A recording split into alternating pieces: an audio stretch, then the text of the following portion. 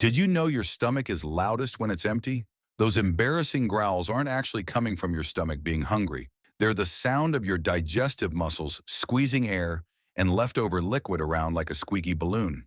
Your intestines do this constantly, but when there's food inside, it muffles the noise. When you're hungry, there's nothing to absorb the sound, so every squeeze echoes through your belly like a drum. That gurgling symphony? It's just your body doing housekeeping, whether you've eaten or not.